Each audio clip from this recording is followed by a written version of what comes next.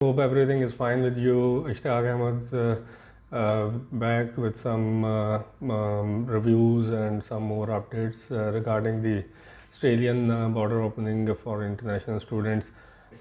तो प्लीज़ आप जो गवर्नमेंट की ऑस्ट्रेलियन गवर्नमेंट की जो रिकगनाइज्ड वेबसाइट्स हैं और उनके जो रिकगनाइज्ड सोर्सेज हैं, आप उनकी तरफ ज़्यादा तवज्जो दिया करें. Rule for all of us. और क्योंकि इस वक्त एक केओस की सिचुएशन है, मैं देख रहा था कि हमारे पास जिस तरह से एक न्यूज़ का फ़्लो चल रहा है उसमें बहुत सी फेक न्यूज़. और let's come up with the reviews. Today I have three reviews and updates. सबसे पहले तो हम बात करेंगे जी अभी 2 दिन पहले और इसके अलावा डिफरेंट जैसे मैं चैनल्स की बात कर रहा था कि उनके ऊपर ये चीज़ चल रही थी, the resumption of the Victorian state regarding the international flights. तो उन्होंने 8 अप्रैल से इनके जो प्रीमियर हैं ही सेड के जी 8 अप्रैल से वो रिज्यूम करने जा रहे हैं फ़्लाइट्स को. अब इसके अंदर उन्होंने मैं देख रहा था चीज़ें that initially they would be calling up like 800 passengers a week और then they are taking it up to 1120 passengers per week. Premier James Mallon said Victoria would advocate to National Cabinet for a small proportion of those passengers to be set aside for economic cohorts.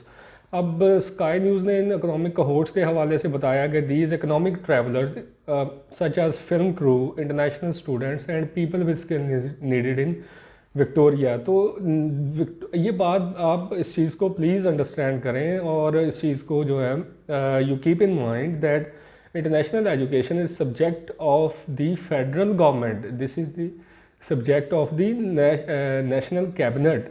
Federal government के अंदर national cabinet इस चीज़ को discuss करती है और states जो हैं वो सिर्फ सजेस्ट कर सकती हैं और वो अपना एक सजेशन पुट अप कर सकती है टू द नेशनल कैबिनेट और ये फिर आगे उनकी अप्रूवल के ऊपर मुनहसर है. अब अगर फ़र्ज़ कर लें, हम अज्यूम कर लें कि ये इंटरनेशनल स्टूडेंट्स वो हैं जो एग्जम्प्ट कैटेगरीज़ में फॉल नहीं कर रहे, तो स्टिल भी अब अगर आप इसमें देखें तो हमारे पास 1120 के अंदर अगर उसका प्रपोर्शन का आप अगर हिसाब लगाएं तो क्या कितने लोग उसमें कैटेगरी सिर्फ इंटरनेशनल स्टूडेंट्स की तो नहीं है जी, फिल्म क्रूज़ और पीपल विद स्किल्स भी तो उसमें शामिल हैं. तो ये कोई 100 के करीब अगर से कि जी 100 स्टूडेंट्स पर वीक वो उसमें इंटरनेशनल स्टूडेंट्स को कॉल अप करेंगे, ये एक इसका पोर्शन है. अब दूसरी बात ये है कि क्या ये इंटरनेशनल स्टूडेंट्स वो हैं जो कि ऑलरेडी एग्जाम कैटेगरीज़ में शामिल हैं जिसमें मेडिकल और इससे एसोसिएटेड फील्ड्स के जो स्टूडेंट्स शामिल थे वो तो ऑलरेडी भी जा रहे थे, लेकिन विक्टोरिया के अंदर चूँकि 12 फ़रवरी से जो है वो इंटरनेशनल फ़्लाइट्स के ऊपर बैन था, तो हो सकता है कि ये वो स्टूडेंट्स हैं जो कि ऑलरेडी एग्जाम कैटेगरीज़ में शामिल हैं and they are going back to Victoria. अब इसमें यानी दोनों चीज़ों को आप दोनों एंगल से इसको सोचना हमें पड़ेगा, लेकिन इसके ऊपर अभी क्योंकि इन सोर्सेज़ को मैं कहीं से भी कंफर्म नहीं कर पाया हूँ कि ये किन इंटरनेशनल स्टूडेंट्स की बात हो रही है.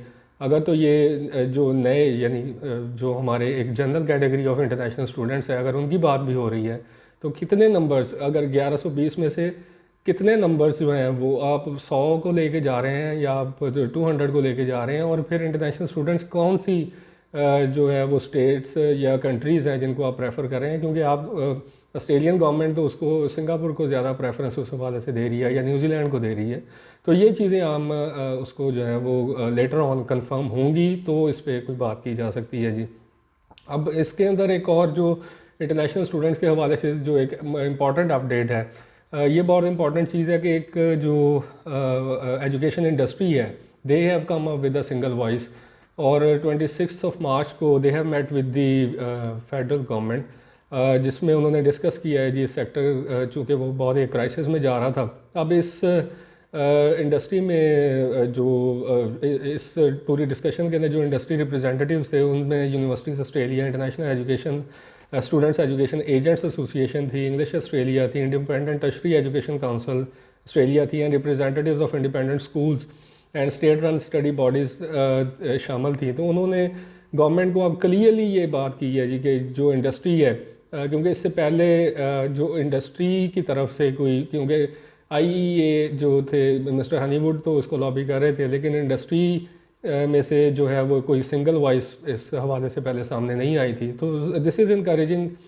That the education industry in Australia is now putting up pressure on the government, and they are actually saying to now open up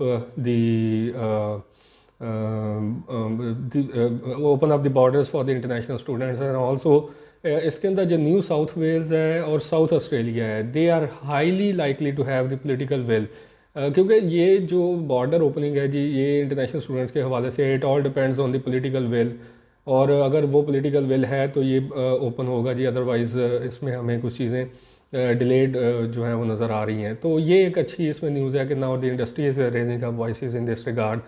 अब इसमें जो इसमें कुछ अब नेक्स्ट वैक्सीनेशन के हवाले से कुछ अपडेट्स बहुत इंपॉर्टेंट है, एंड आई ऑलवेज सेड कि जो वैक्सीनेशन जो है वो एक इम्पॉर्टेंट रोल प्ले करेगी for the opening of the Australian borders.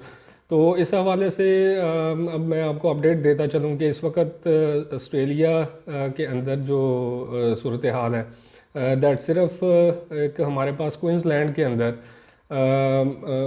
जो है वो एक केस सामने आया. पूरे ऑस्ट्रेलिया के अंदर इस वक्त जो लोकली एक्वायर्ड केस है वो सिर्फ एक क्वींसलैंड के अंदर एक केस सामने आया है. उसके अलावा जो ACT है, न्यू साउथ वेल्स है, नॉर्दर्न टेरिटरी है, या साउथ ऑस्ट्रेलिया, टस्मानिया, विक्टोरिया और वेस्टर्न ऑस्ट्रेलिया, उसमें लोकली एक्वायर्ड कोई एक भी केस अभी तक सामने नहीं आया है. तो 8 लाख डोजेज़ जो हैं उनकी वो अप्रूव की हैं TGA ने.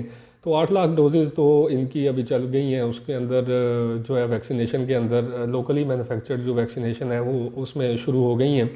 अब 50 मिलियन मज़ीद डोजेज़ वो चूँकि बनाने जा रहे हैं, और 6 मिलियन ऑस्ट्रेलियंस को वो बाय अक्टूबर, और यानी अप्रैल से अक्टूबर के दरमियान वो उसको वैक्सीनेट करना चाह रहे हैं. तो PM ने उसको काफ़ी सपोर्ट किया है, but there are concerns regarding the slower vaccination as compare to the other countries. और इसमें 9 न्यूज़ ने आज एक इसमें ख़बर आई थी कि अमेरिका, कनाडा और अदर जो डेवलप कंट्रीज़ हैं, UK, उसके साथ अगर ऑस्ट्रेलियन वैक्सीनेशन रोल आउट को कंपेयर किया जाए तो वो काफ़ी स्लो है. तो इस हवाले से ये चीज़ भी देखनी पड़ेगी जी कि कब तक ये चीज़ें जो हैं वो कंप्लीशन की तरफ जाएंगी. बट जैसे पहले जिक्र किया था कि अक्टूबर इनकी टारगेट डेट है for the maximum vaccination of the local community in Australia.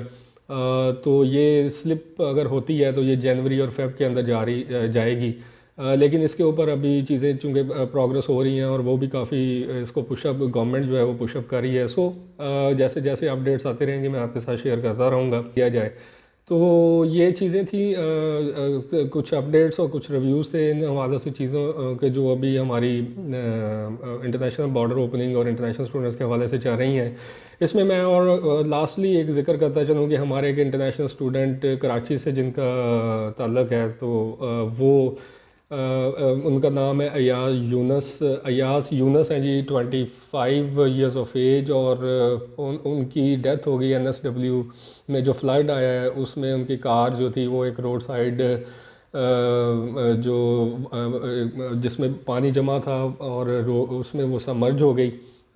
Despite calling up the emergencies at 000, लेकिन वो उनकी अनफॉर्चुनेटली कोई मदद नहीं कर पाए हैं, and he is no more with us. So our sincere condolences with the aggrieved family. तो या यूनस जो है वो पाकिस्तान से उनका ताल्लुक़ था, कराची के वो रहने वाले थे. तो he is no more with us due to the flood in NSW. So I really feel aggrieved on that. और आप लोगों से भी रिक्वेस्ट है कि उनके लिए जो है वो दुआ खैर कीजिएगा. So this is it from my side.